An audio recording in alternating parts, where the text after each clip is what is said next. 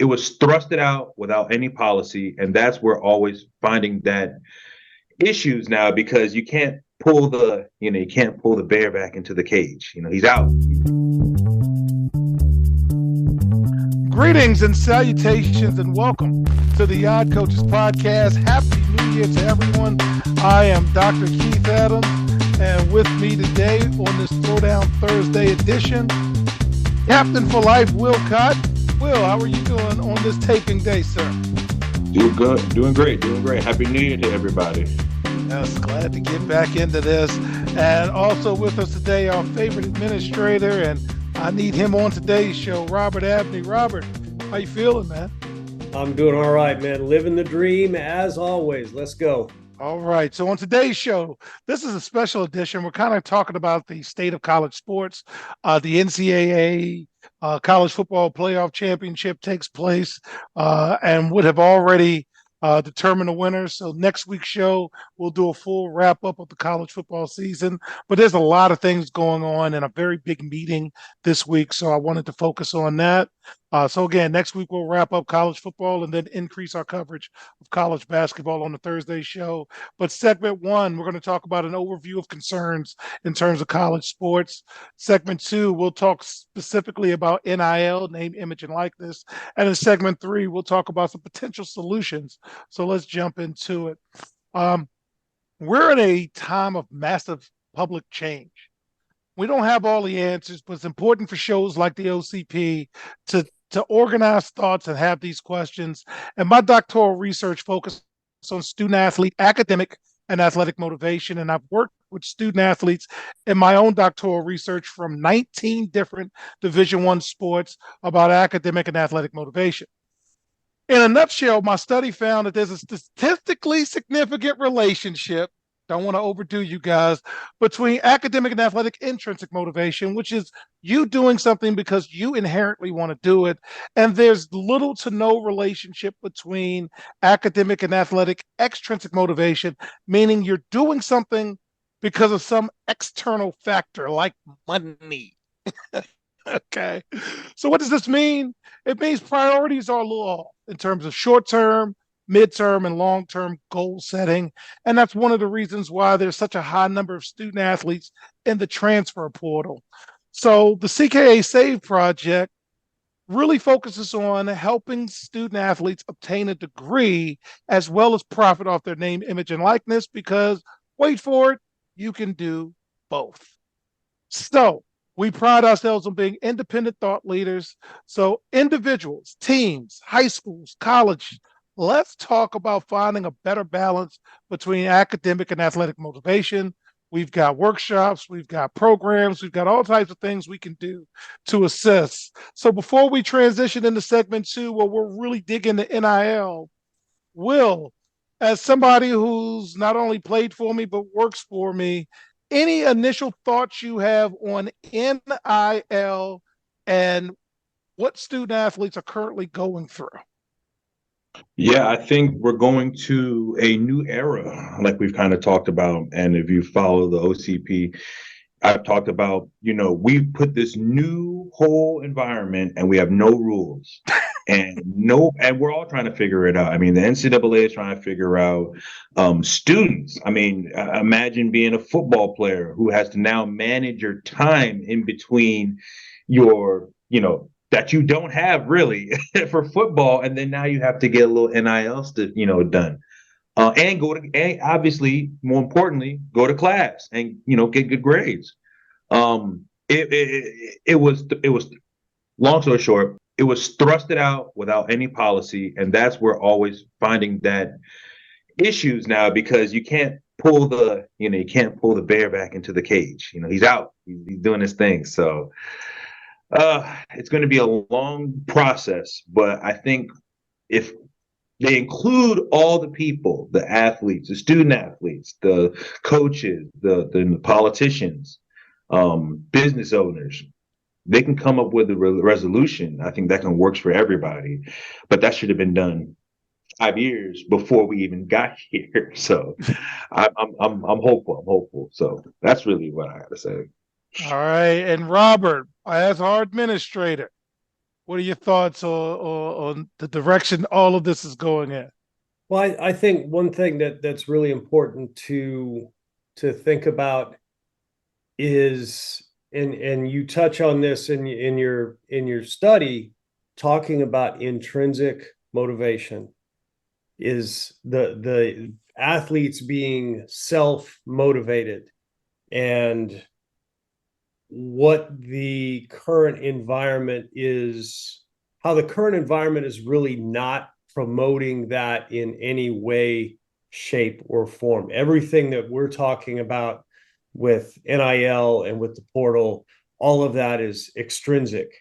And there's not a lot of intrinsic motivation to do the things that, not even necessarily that we should do, but do the things that we want to do, to take care of our business, to make sure that whatever we're getting, make sure that we're getting out of college athletics more than what we're putting in. All right. So with that, fans, we're going to transition to segment 2, where we will have a full discussion on NIL. We'll be right back on the Odd Coaches Podcast. Why should student athletes use the CKA Save Project academic and athletic consulting services? Over the past 15 to 20 years, colleges, universities, professional sports teams, business organizations, and others have increased their use of consulting services to improve their decision-making processes and results. Over the same time, the athletic and academic landscape has changed for high school and college student athletes as the NCAA has raised initial academic eligibility requirements for student athletes while decreasing the number of transfer restrictions. Former college student athletes have noted that they were academic and athletically unprepared for the rigors of college. Let the CKA Save Project's close to 30 years of academic and athletic experience help guide student athletes to increase success as we work to help student athletes achieve the goal of obtaining a college degree. For more information, contact Dr. Keith Adams by email at cka@ckasaveproject.org. Welcome back to the Odd Coaches Podcast. This is segment 2. Let's talk about NIL. So here's an overview. NIL stands for name, image, and likeness. Various state laws have affected college athletics, with over 30 states passing their own NIL laws. In addition, at least 30 states and Washington, D.C. has passed legislation legalizing NIL for high school student athletes. So this week is the annual NCAA convention, which opens up Wednesday in Phoenix. This comes out Thursday, so the convention's already taken place.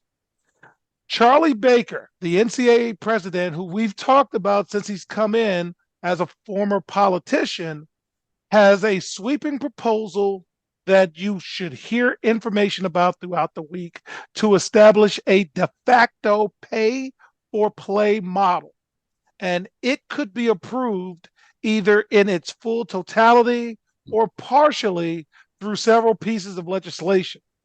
The association, meaning the NCAA, will consider adopting at least part of Baker's proposal as soon as August, which means it will go into next season, and football starts in the fall. So what's this proposal?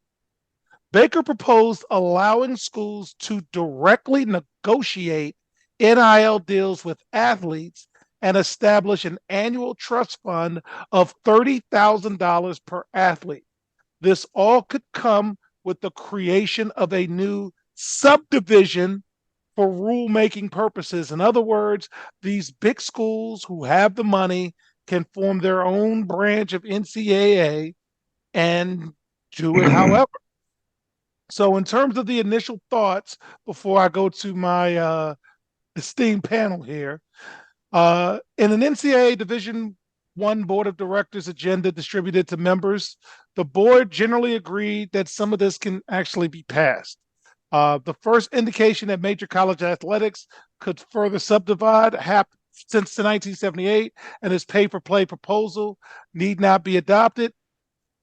They're going to look to adopt some aspect of this proposal. The proposal was made to relieve pressure on the collegiate model, which is not working right now. And since Baker has come into play, NCAA members have generally shown support for him and his actions. But here's where we pause, folks. Some schools in FBS are particularly concerned about being relegated to a separate division. So this new subdivision as a place that creates rules that may differ from the rest of Division One, I don't know how they're going to react to that. So before we talk about the new subdivision, Will, any thoughts about, hey, they might create a separate brand for these 60 to 80 schools to just go and do whatever they want with football? Good idea, bad idea? Thoughts, sir? Well, I mean, that's kind of what's going on right now. I think you wrote and I think you said in the proposal, it said that they allow schools to directly negotiate NIL deals with athletes and establish annual trust funds of $30,000 per athlete. Let me tell you right now, they ain't gonna rock with me. They ain't gonna rock with me. You know what I'm saying? Because that allows you to have bias, and that's not how business works. I mean, unfortunately, if we're thinking about things like, I think people, because they don't think of things like that. What if there is a young woman who's playing volleyball, right? And let's say she's like, oh, I'm gonna have an OnlyFans, and she's making $500,000 or whatever, $600,000. Are you telling me that you're going to negotiate with what she's doing, and you're going to say, well, first of all, you're going to tell her we're not going to let you do that if we're the school. So then she's already going to be like, well, now you're handcuffing me, and I can't make money. I make money based on whatever, and that's when it's going to start getting ugly. I think the biggest thing for me is they're not including the student athletes in this, and they're not including young people who are going through it, who understand that the environment that they're dealing with. They're not including them. So no matter what they put out, it's going to get rejected, because when you're 20 years old, 18 years old, 20, college, I'm rebel. That's naturally what we're going to do, especially when you talk about, I'm going to make less money now and you're going to make decisions for me, but nothing changes for you. So again, all this work is for naught. If you're not talking to the student athletes, if you're not including parents, if you're not including a committee of somebody out, you can't just talk to yourself about it. It doesn't make sense, because you're going to look out for your own best interest. I hope they can find some way if they can get their head out the sand, because this ain't gonna work. I'm gonna tell you right now, it's not gonna work, and people are gonna look and be like, "Well, we told you it ain't gonna work." It's bad. So that's my opinion. Maybe I'm wrong, but that's bad. All right, Robert, you are administrator. This has come across your desk, as I like to say on a regular basis. What are your thoughts, sir? You're doing a couple of things. One is that you are, first of all, it just kind of shows that widening gap between those schools that have money and those schools that do not, right? The second thing is that what this strikes me as is you're creating a minor league. It's a minor league.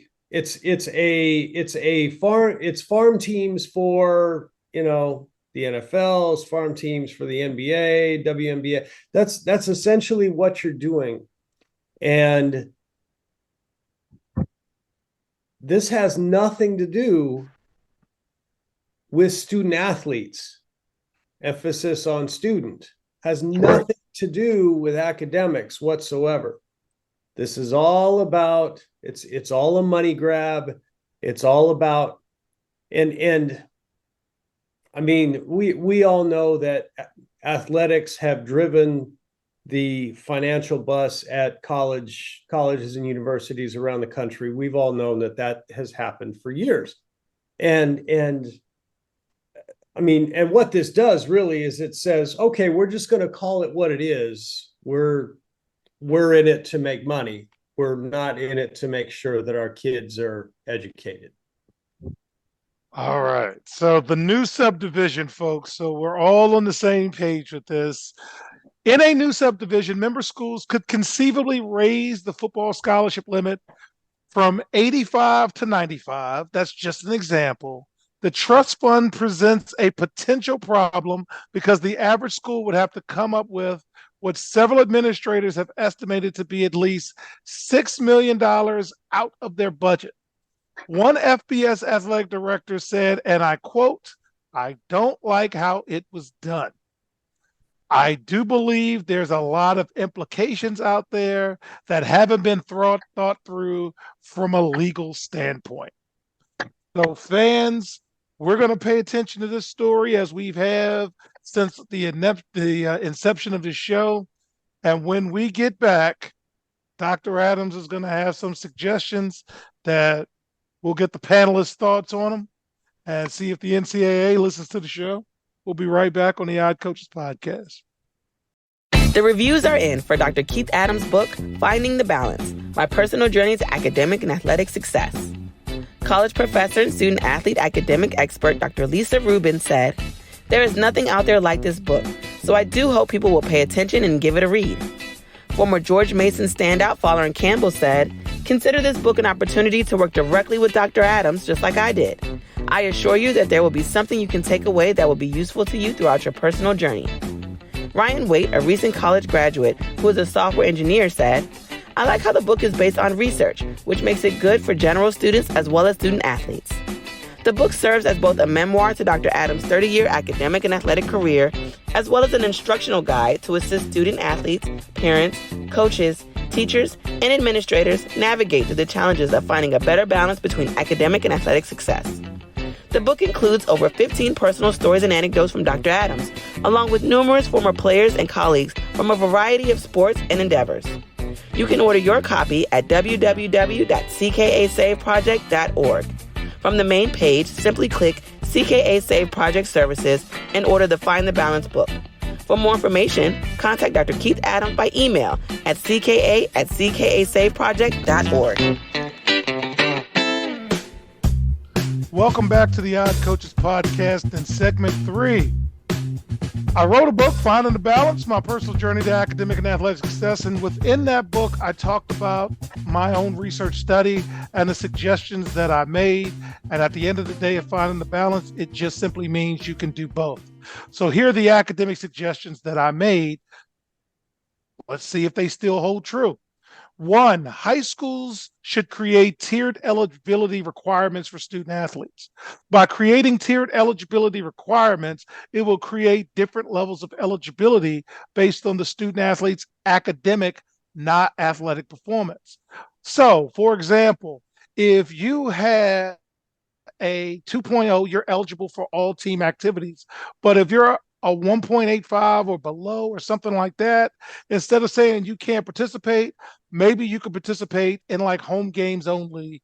So now you can still have something to increase your motivation to attend school, something like that.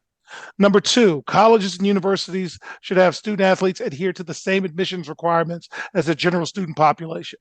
There are too many student athletes who would not be granted admission to their school if it wasn't for their sports ability, which inherently puts them at an academic disadvantage. So if everybody can benefit and everybody can get support, then let's make them like everybody else, because that's where some of the widening gap is. So by applying the same admission standards as the general population, you would decrease negative interaction between the academic and athletic community, because that gap is growing. Okay. 3, colleges and universities should institute mandatory support classes for all second-year student athletes to continue having them meet measurable academic progress. This would demonstrate a continued emphasis on the importance of academic progress. You've got folks in the transfer portal before the end of the semester. How are your credits looking? That's all. How are your credits looking? So if you add, you must meet measurable progress to get immediate eligibility, now that puts pressure on the student and the school to make sure that academics is included in some of these conversations. 4, college sports departments should emphasize recruiting student athletes who show an interest in doing both. Recruiting academically motivated students create an atmosphere promoting balance. Professional sports leagues can assist in this by expanding the minor league opportunities. I'm glad the XFL and the USFL combined. So now you have the UFL. So if you want, you can create a rule that says go on, play for them. And it's the NFL that says you have to be 3 years removed from college, not college, that made that professional basketball rule. It's the NBA that made the rule that said you need to be 1 year removed. If you just let everybody in, then it creates those spots to open up for everyone else. So again, it's okay to have a minor league, but let's just do it and stop messing around with it. As Joe Clark once said, and lean on me. And finally, 5, colleges and universities should increase the amount of surveying they do of student athletes about academic and athletic motivation. Will said it best, you're not including them in the process. So by including them into the discussion process, you can help them. In terms of athletics, you need better calendar alignment. Your calendars don't match. So you've got all kinds of issues. Something as simple as the bowl games. If you said you can't declare for the portal until after the bowl games, then some kids may want to play in the games or not. I don't know. But by just saying once the playoffs are announced, it's willy-nilly. You get the bowl games we got, and Florida State, they just scored another touch. Georgia just scored another touchdown. You should have a national registry on who can work with student athletes. I say this because to be an NFL agent, you must complete the following tasks: a non-refundable application fee of $2,500, undergraduate and postgraduate degrees, authorization to perform background investigation, mandatory attendance at seminars, successful completion of a multiple choice exam, and a valid email address. You've got some credentials to be an NFL agent. What do you have to do to be a college, whatever you're doing? So have some credentials. It's okay to have credentials. Something can be created. And 3, increase clarity on eligibility. We got some old people in college. We do. 5 years to do 4 should be enough because it includes a redshirt year. Again, we got some old people in college. We got some 6 and 7 years of eligibility people. And that doesn't mean that they're bad people. That's not what we're saying. But man, how long are you going to do this thing? I mean, it's longer than some professional careers.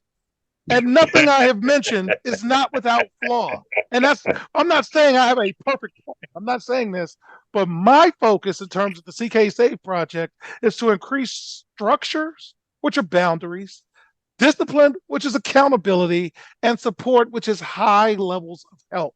Because somebody has to think about the student athlete that's not going to profit off the student athlete. And believe me, we are hashtag no budget productions. We're not profiting off anything. So with that being said, Will, any thoughts about my proposal? Like it, don't like it? Let me know what you think. I like that little joke you made about school long. That was very funny. I liked it. I mean, I like it. I think, obviously, if we were sit down in a meeting, we definitely would hash it out, and it would change a little bit. But I like the foundation.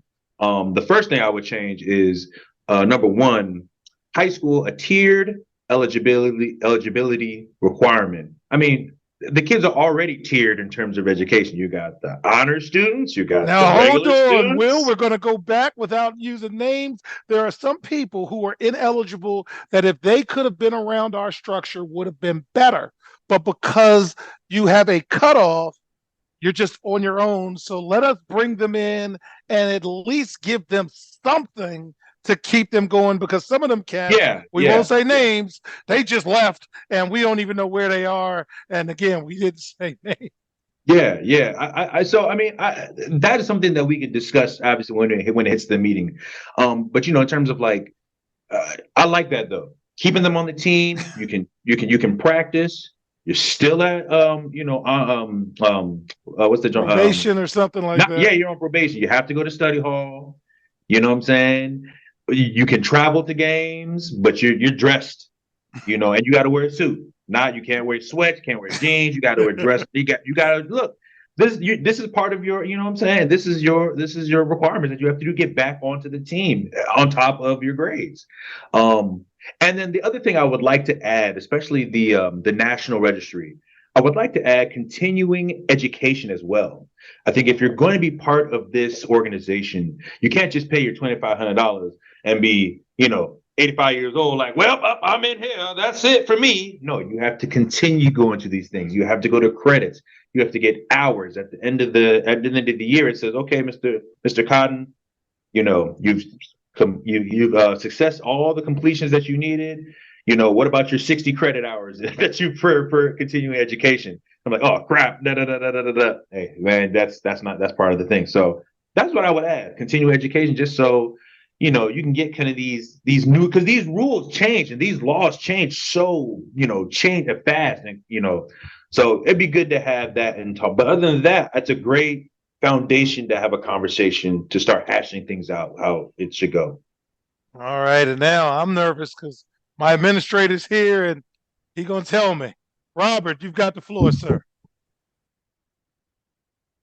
So, I mean, one of the things that you talk a little bit about, and I think that the NCAA has definitely failed to address, is eligibility for all of these athletes who are in the portal.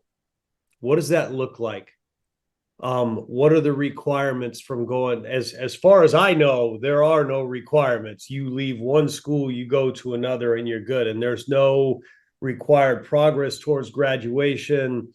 There's no, you have to have a certain number of academic credits. There's none of that. There's no academic incentives for athletes to be successful as students, in order to go from one school to another. And if you're going to say student athletes, then that should at least be a consideration, seems like. I think, just to kind of piggyback on something Will said in terms of the levels of support for, a tiered eligibility tiered eligibility system for high schools. In New Mexico, there are kids, you are ineligible, but you're allowed to be around the team. And I think you can regain your eligibility. You lose your eligibility only at the semester. You can regain it after the first grading period. And after, I want to say, I think it's halfway through the grading period, you were eligible to practice. So you can at least be around the team. And that's kind of the system that you're talking about. And it's important. It's important to do that kind of thing, because we know that there are kids, the only reason they go to school is because they get to play basketball, or because they get to play football, or they get to wrestle. And we need to make sure that we're doing everything we can to hang on to those kids. And the third thing, and this is just an kind of an overarching theme of what you do, is just the concept of support for student athletes, just making sure that we're doing everything that we are able to do to ensure their success. When I was a high school principal, my thing is that I wanted to make sure that once our kids left us, wherever they went, 2-year school, 4-year school, trade school, military, workforce, wherever they went, they were prepared for whatever it was they were going to do next. And I think that's a piece that all of that has really been lacking in what the NCAA is talking about. And I hope they'll address it. I think it's important that they address it. Whether they will or not, that's another story. And I think that's a great place to end. I want to thank my panel for allowing us to go into this type of topic, because it does need to be discussed. Parents, student athletes, coaches, you get wrapped up a lot in the one side of it, and we're just trying to bring you back over. So if you're interested in further discussing this, folks, or you're interested in our service, check out our commercials, or you can email me directly at cka@ckasaveproject.org. Set up a Zoom meeting and we can continue to have this conversation. So on behalf of our Cavalcade of Stars, I'm Dr. Keith Adams saying thank you for listening and or watching the Odd Coaches podcast, and we will see you on the sidelines. Until next time, take care. The Odd Coaches podcast is sponsored by the CKA Save Project. The CKA Save Project is an industry leader in providing student-athlete academic and athletic support. From assessing student-athletes' academic and athletic skills, to measuring and monitoring student-athlete academic progress, to improving student-athlete time management and organizational skills, the CKA Save Project provides wraparound services for student-athletes from middle school through college. For more information, visit us on the web at www.ckasaveproject.org or schedule a free consultation with Dr. Keith Adams by emailing cka@ckasaveproject.org. We hope you enjoyed today's show. The Odd Coaches podcast drops new episodes every Tuesday through Friday on most weeks. Make sure you subscribe to the Odd Coaches podcast on Apple Music, iHeartRadio, Podbean, Spotify, and YouTube. Follow the Odd Coaches podcast on Twitter and Instagram at Odd Coaches. Follow Dr. Adams on Twitter and Instagram at CKA Save Project. In addition, follow Coach Mike Francis on Twitter and Instagram at Coach Franchise, spelled Coach Franchize. For more information about the CKA Save Project, please visit them on the web at www.ckasaveproject.org. See you next time on the Odd Coaches podcast.